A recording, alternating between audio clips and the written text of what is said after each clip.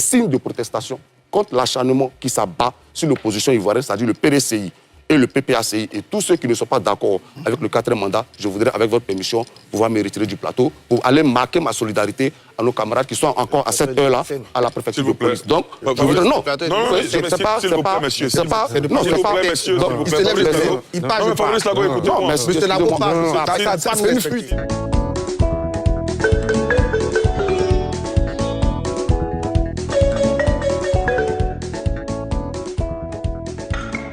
Bompé, tcha tcha tcha. Et vous l'avez vu, sa vie. Mon cher, la maman. Bonsoir les amis. Bonjour, bon après-midi, dépendamment de votre position, les amis. Venons s'affairer un peu. En tout cas, venons s'affairer. Venez, on va s'affairer. Est-ce que vous savez que hier... Hey, mon cher Steve Biko de PPACI, communication PPACI, mon cher, il n'est même pas resté à l'émission. Il est venu à l'émission pour donner un message fort, pour dire que, en tout cas, l'opposition n'est pas du tout contente. Comment on peut faire la traque comme ça, à l'opposition? C'est pas normal. C'est pas normal que lui ne peut même pas rester là même. Il est venu pour donner un message, pour dire que l'opposition n'est pas contente. Et que là, on n'a qu'à laisser, on n'a qu'à libérer leurs gens. Tous les gens qu'ils ont pris, ils n'ont qu'à les libérer. Et que aussi le président Laurent Gbagbo a un message à donner. Le 16 août, il va parler. Parce que trop, c'est trop. Tcha. Je vous laisse regarder un peu ce qui s'est passé hier à l'émission NCI 360. En tout cas, c'est juste un bout de la vidéo. Voilà, si vous voulez regarder toute la suite, vous allez aller sur NCI 360 pour regarder. Mais pour l'heure, affairons-nous. Bye bye, à tout à l'heure. À gauche, je rappelle que vous êtes le secrétaire national technique en charge du marketing politique du PPACI, par ailleurs responsable de la communication du Front commun. Au lendemain de cette marche initiée par le Front commun, réaction d'entrée de jeu. Merci, M. Djerasouba. Je voudrais placer cette manifestation dans un contexte. Initialement, le Front commun avait souhaité organiser sa marche le samedi 2. C'est cela. À partir sur le VGE jusqu'à la place de la République. C'est par un communiqué du préfet, en lieu et place d'un arrêté, comme cela est prescrit par la loi, que nous avons appris que notre manifestation était interdite. Par la suite, on nous a offert deux possibilités, parce qu'on nous refusait le VGE. On nous a offert soit la commune de Cocody ou la commune de Yopougon pour la manifestation. En fin de compte, nous avons donc opté pour la commune de Yopougon et nous avons prévu notre manifestation pour le 9, dans un esprit bien entendu républicain, même si les raisons évoquées par le préfet pouvaient être sujets à discussion. Mais étant donné que c'était la célébration de la fête de l'indépendance, nous n'avons pas voulu laisser la polémique s'installer. Faire un bras de fer. Nous avons donc entamé les mobilisations en direction de nos militants pour les inviter à participer à cette marche.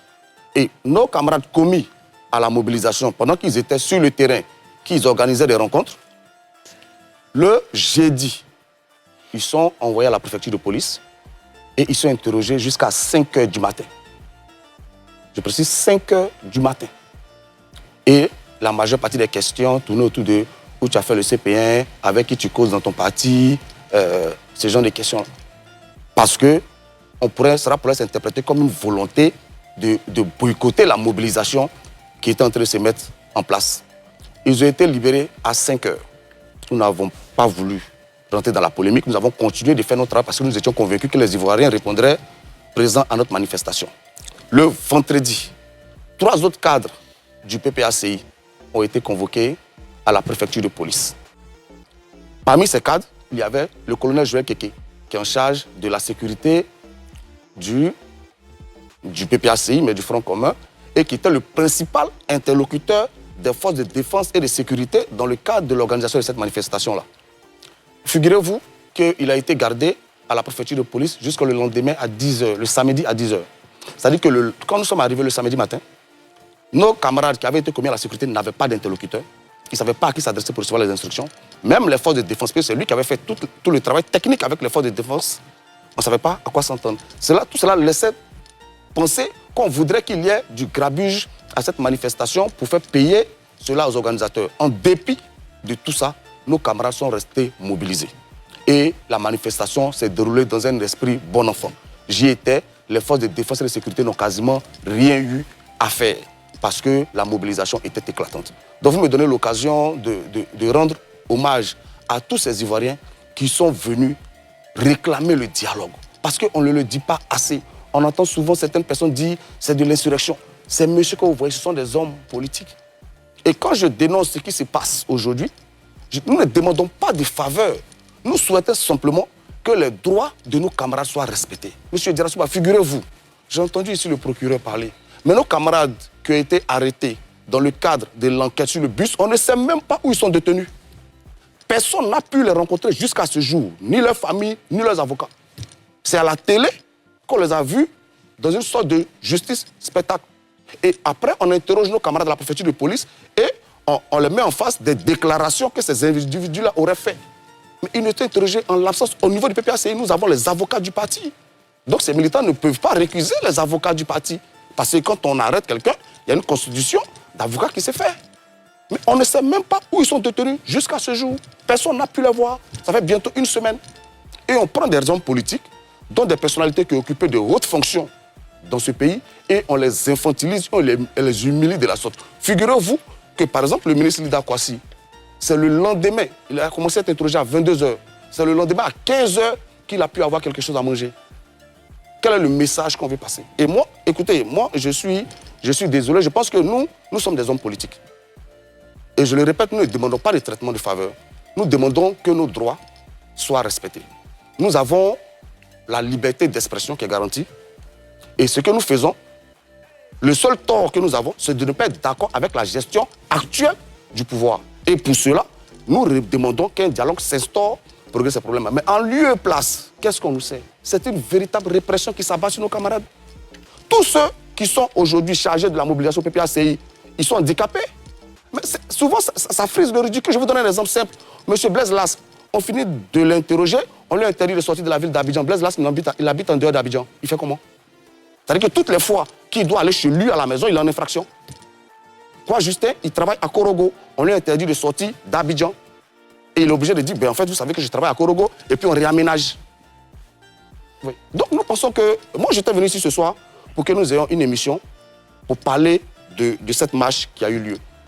Et rappeler aux Ivoiriens que le samedi prochain, le président Laurent Gbagbo leur adresserait un message depuis la place Figaro. D'accord. Mais je vais terminer là-dessus. Oui, allez-y, parce que là, j'ai eu au téléphone les camarades du parti par rapport à ce qui se passe à la préfecture de police. Oui. Et j'ai écouté aussi le procureur. Excusez-moi, j'ai été très mal à l'aise. J'ai eu l'impression que c'était quasiment des menaces qui étaient dirigées à l'endroit de l'opposition. Quand on va disséquer des vidéos de manifestations pour savoir qui a fait une crise xénophobe, qui a fait... Donc ce soir, sans vous remettre en cause, moi je proteste. Je proteste avec cette manière inhumaine. Je proteste avec cette manière inhumaine de traiter les opposants politiques.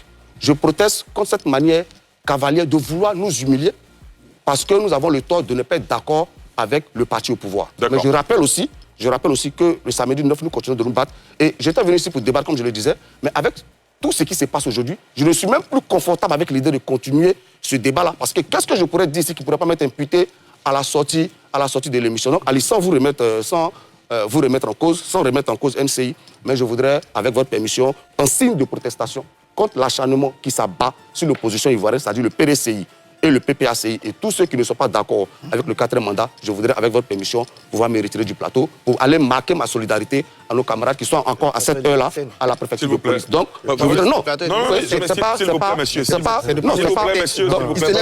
Il parle pas. Fabrice Lago, écoutez-moi. Monsieur Lago parle. C'est une fuite. S'il vous plaît. C'est de pas nous respecter. Il nous respecte. Vous vous calmez. Vous n'arrangez rien du tout.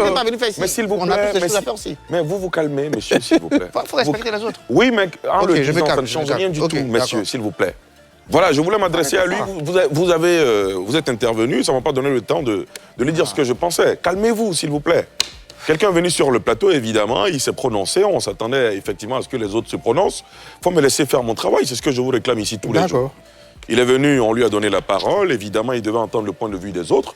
Finalement, on est en direct à la télévision. Il a décidé de se retirer. On ne peut pas le forcer à rester. Il a fui le débat. On est bien d'accord. Alors, messieurs, vous avez entendu le responsable de la communication du Front commun. C'est son droit le plus absolu. On ne peut pas le forcer à rester sur un plateau de télévision. On va poursuivre le débat tout de même. Yacouba Doumbia, réaction, allez-y. Alors, Ali, je suis indigné. Moi, je suis indigné parce que, comme Arthur le relevait tout à l'heure, c'est quasiment un manque de respect pour tous ceux qui sont sur ce plateau.